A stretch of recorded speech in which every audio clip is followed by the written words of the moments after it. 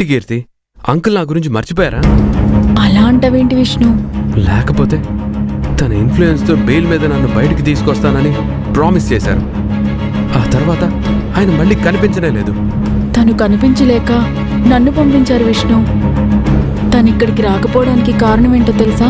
నిన్నీ పరిస్థితుల్లో ఉండడం చూసి ఆయన తట్టుకోలేకపోతున్నారు విష్ణు. మా డాడీ తన వాళ్ల కోసం, తన నమ్ముకున్న వాళ్ల కోసం ప్రాణం పెట్టేస్తారు తెలుసా? మరి నా బెయిల్ మాట ఏంటి? నేను ఇక్కడ ఉండలేకపోతున్నాను కీర్తి. నీ బాధ నేను అర్థం చేసుకోగలను విష్ణు. ఎవిడెన్స్లు అవి దొరికేయడంతో బలమైన కేసులు పెట్టారు కాబట్టే అంత తొందరగా బెయిల్ ఇవ్వమని చెప్తున్నారు. డాడీ కూడా అదే ప్రయత్నం చేస్తున్నారు. ఇదంతా బాలుగాడే చేశాడు. నా వాళ్ళ మీద నాకు అస్సలు నమ్మకం లేదు. నేను నమ్మేదల్లా అంకుల్. మీ డాడీ తప్ప నన్ను ఎవ్వరూ బయటికి తీసుకురాలేరు కీర్తి. ఎవర్రా బయటికి తీసుకొచ్చేది? ఎవర్రా? వీళ్ళ నాన్న?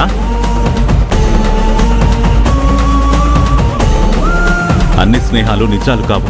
కంటికి కనిపించే వాళ్ళు మంచివాళ్లు కాదు. ఎలాంటి వాళ్ళని నమ్ముతున్నావో ముందు అది తెలుసుకోవాలి. ఇకనైనా ఆ మాయ నుంచి బయటికి రా. నేను వెళ్ళొస్తాను విష్ణు. డాడీతో మాట్లాడతానులే.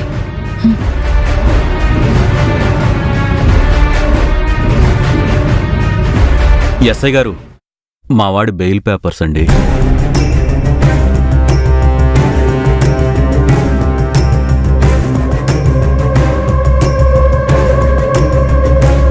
అవునా? వెయిట్ చేయండి.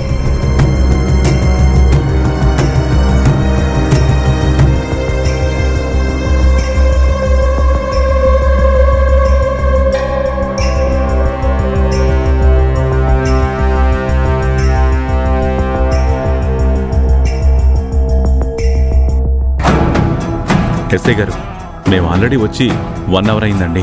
అవునా? నువ్వేమైనా ఇక్కడ కొత్త అల్లుడు అనుకుంటున్నావా? రాగానే కాళ్ళు కడుక్కుంటూ అల్లుడు గారు అని నీళ్ళిచ్చి కాఫీ టీలు అరేంజ్ చేయడానికి.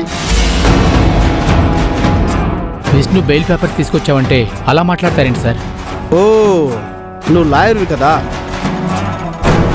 ఎవరినైనా క్వశ్చన్ చేసే రైట్ నీకు ఉంటుంది కదా.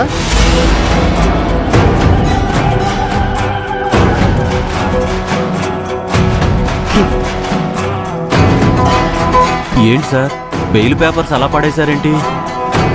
కానిస్టేబుల్ ఒకరు టీ తేవడానికి వెళ్ళాలి. వచ్చాక వీటిని డస్ట్బిన్లో పడేయమందామని ఇక్కడ పడేశా.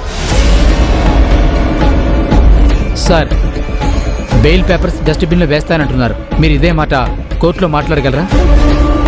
దాని పర్యవసానం ఎలా ఉంటుందో మీకు తెలుసా? ఎలా ఉంటుంది? నన్ను తీసుకెళ్లి జైల్లో వేస్తారా? ఎస్ఐ గారు, మీ పద్ధతి ఏం బాలేదు. ఇది నా స్టేషన్, నా ఇష్టం. నువ్వెవడవే చెప్పడానికి? సార్, ఇది పద్ధతిగా లేదు. ఏం చేస్తావు? కేసు పెట్టుకుంటావా? పెట్టేసుకో. నేనేమైనా భయపడతాననుకుంటున్నావా? బెయిల్ పేపర్స్ తీసుకొస్తే దాని గురించి మాట్లాడకుండా ఇలా అడ్డదిడ్డంగా మాట్లాడుతున్నారేంటండి? బెయిల్ ఇవ్వడం అస్సలు కుదరదు. అదే ఎందుకు కుదరదు? ఎందుకంటే వాడు రన్ చేసిన హోటల్లో ఫుడ్ తిని ఒకడు ప్రాణాపాయ స్థితిలో హాస్పిటల్లో పడి ఉన్నాడు. ఇది లేటెస్ట్ ఇన్ఫర్మేషన్. వాడు చస్తాడో బ్రతుకుతాడో తెలియదు కాబట్టి ఇది క్రిమినల్ కేసు కూడా అయ్యే అవకాశం ఉంది. కాబట్టి స్టేషన్ బెయిల్ ఇవ్వడం కుదరదు. లాయర్వే కదా, నీకు అర్థమైందా ఇప్పుడు?